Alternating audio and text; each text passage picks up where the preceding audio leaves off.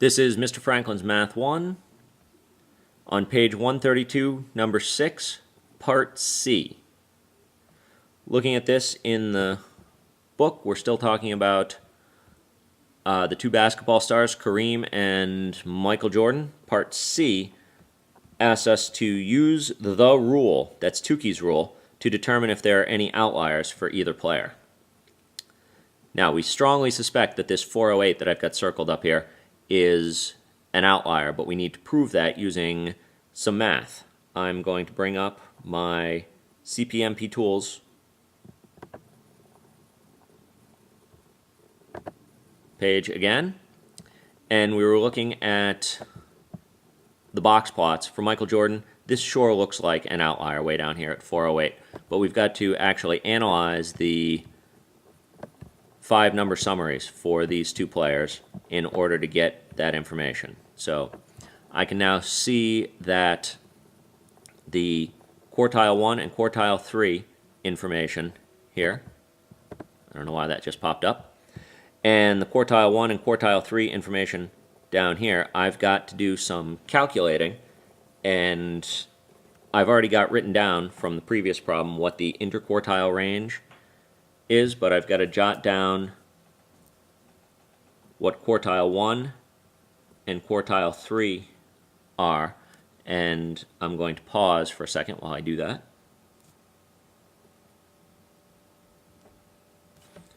And you should too, and looking for this information because we already figured out the interquartile range, but we need to use Q1 and Q3 for both players in our Tukey's rule. I'm only going to do the math out for Michael Jordan because I do not even suspect that there's an outlier for Kareem, but the same process on a quiz, you would want to go through the same process.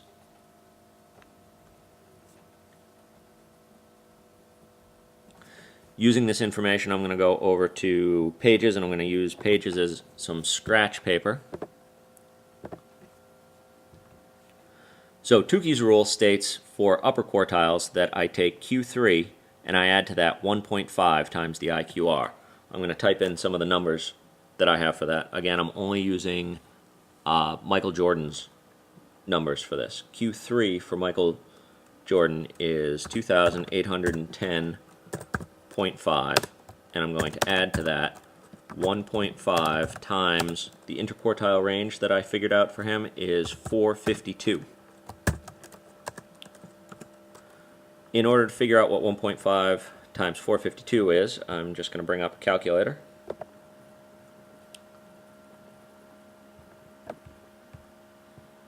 And type that in. 1.5 times the IQR is 452.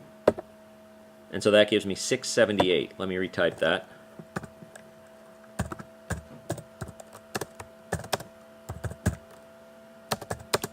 And that, of course, equals, again, using the calculator, I'll just add to that what quartile 3 was, 2810.5.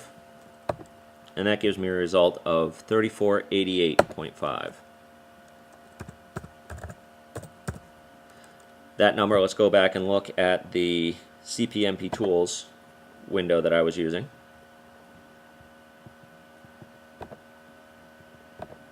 Maybe. There it is.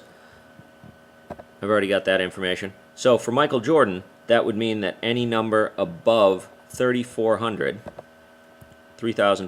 and that's not even on my number line out here. So there are no upper outliers. I didn't really think there were. So let's go back and do the same kind of calculations for the lower quartile, for the lower outliers, which uses quartile 1, which is 2358.5. And I'm going to subtract from that. Well, luckily, I've already done some of this math. I don't have to redo it if I wrote down the numbers correctly. I'm just going to subtract from that 678, going back to my calculator. Clear that, and it's very important to do these in the right order. 2358.5 minus 678. Of course, gives me 1680.5. So going back to the numbers, we need to figure out, are there any other numbers that are lower than 1680 for Michael Jordan? Well, of course there are. We saw the data for this. There is one that is 408.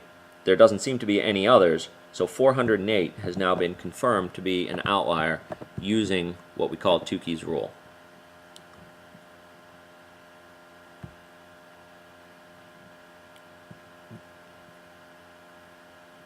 And if I could find the right application, there we go. So, C, use the rule to determine if there are any outliers for either player. I only did Michael Jordan's numbers, but if you do Kareem Abdul-Jabbar's numbers using the same formulas, you'll find that there are no outliers for that. And that makes sense based on what we saw on the box plot. So this is the end of part C.